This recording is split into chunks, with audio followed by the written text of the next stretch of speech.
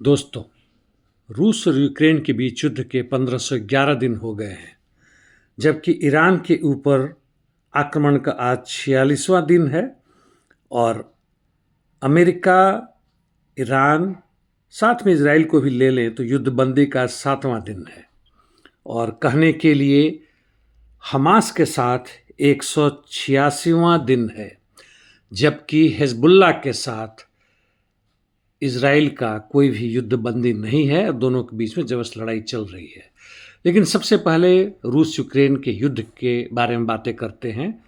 दक्षिण यानी जापोरिजिया में जापोरिजिया न्यूक्लियर पावर प्लांट को सप्लाई लाइन से डिस्कनेक्ट कर दिया गया है सेफ्टी के लिए। डीजल जनरेटर्स ऑन है ताकि उसके इंटरनल काम जारी रहें। युद्ध लगातार और बड़ी तेजी से जारी है स्टेपनोगोर्स्क और प्राइमोर्स्क क्षेत्र में, जो कामियान्स्की फ्रंट में है। इसके साथ साथ इसके पूर्व में लड़ाई जारी है वोज्दविजोवोका, वरखन्या, टेरसा, चेरिवने और अन्य क्षेत्रों के लिए। यहाँ पे वोल्चा रिवर के दूसरी तरफ यानी यूक्रेन के साइड में रूसी सैनिकों का ब्रिजहेड अभी भी मजबूती से खड़ा है और कुछ हद तक बड़ा भी हो रहा है।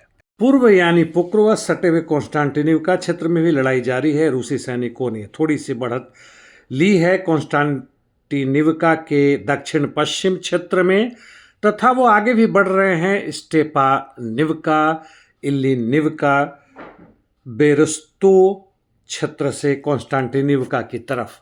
जहां तक स्लावियांस क्षेत्र की बात है, रूसी सैनिक यहाँ भी चासिव यार से आगे बढ़ रहे हैं। लड़ाई जारी है राय अलेक्जेंद्रिवका के लिए क्रीवा लुका और कालेनिकी की तरफ से। इससे ऊपर सटे हुए क्षेत्र लाइमान और यहाँ तक कि कुपियांस्क में एक तरह से पोजिशनल बैटल जारी है। वोल्चांस्क और सुमी दोनों जगहों में रूसी सैनिकों ने 300 से 500 मीटर तक कई क्षेत्रों पर युद्ध करके अपनी स्थिति मजबूत की है। दोनों तरफ से इंटरडिक्शन मिशन फिर से पूरी तरह से शुरू हो चुका है।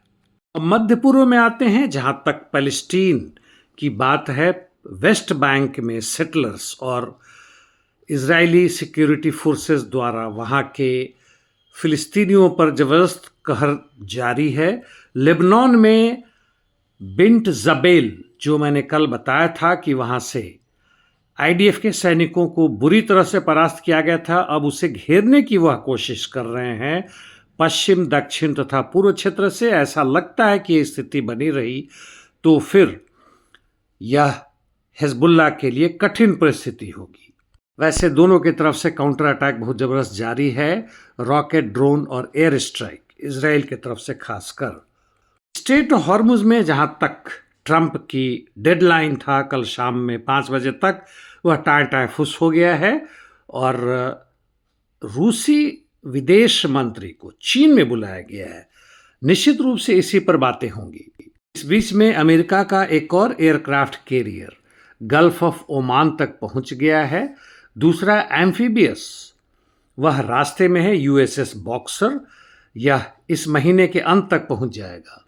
ईरान ने इस बीच में धमकी दी है अमेरिका और वैसे लोगों को, देशों को जो उसके तेल लाने में बाधा पैदा करेंगे, जो स्ट्रेट ऑफ हॉर्मुज से आ रहा है।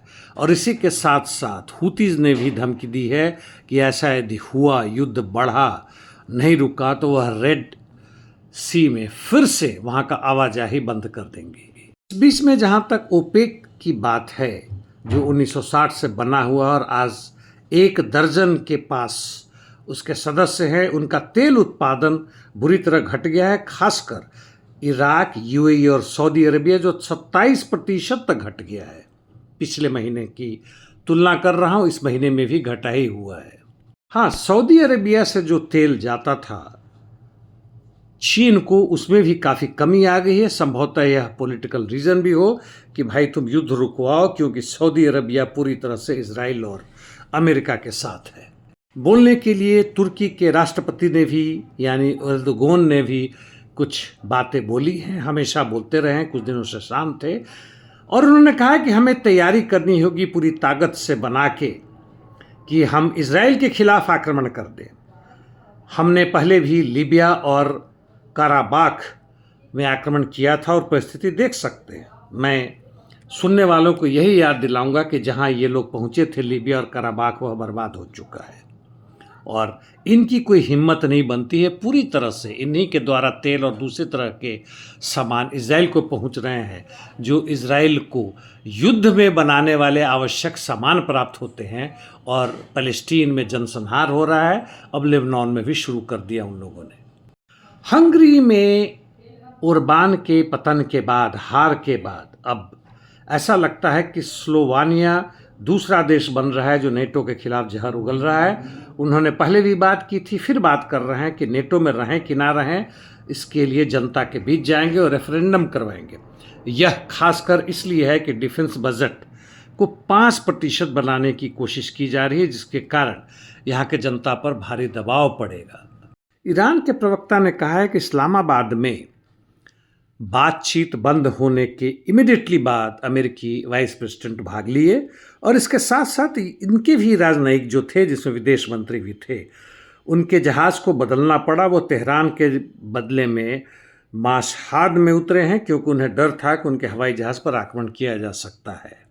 इसकी संभावना बनती है। जहाँ तक सीरिया की बात है, पिछले 24 घंटों से तकरीबन शांति है और दमस्कस तथा कुड्स के बीच वार्ता चल रहा है कि कैसे एक दूसरे के सैनिकों को इंटीग्रेट किया जाए। अंततः चलते चलते हुए बताऊं कि इंडोनेशिया ने संभवतः अपने एयर स्पेस को दे दिया है अमेरिका में, यानी अपनी एयर बेसेस को, ताकि अमेरिका इसका इस्तेमाल कर सके, अपने हवाई जहाज वहाँ से ला सके। और यह बहुत महत्वपूर्ण होगा अमेरिकी फ़ौज के लिए, क्योंकि यह इंडो पैसिफिक रीजन से, यानी उसके जो भी जहाज़ आ रहे हैं, हवाई जहाज और दूसरे, उन्हें मिडिल ईस्ट पहुँचने में बहुत आसानी होगी। यह घात इंडोनेशिया तथाकथित रूप से विश्व का सबसे बड़ा मुस्लिम देश, दोस्तों, धर पर ना जाए। मजदूर एकता की बात करें, विश्व के मजदूरों की एकता की बात करें और पूंजीवादी सत्ता, साम्राज्यवादी लूट के खिलाफ एक हो। यही आपका लक्ष्य होना चाहिए। आज के लिए इतना ही दोस्तों, बस करता हूँ। धन्यवाद।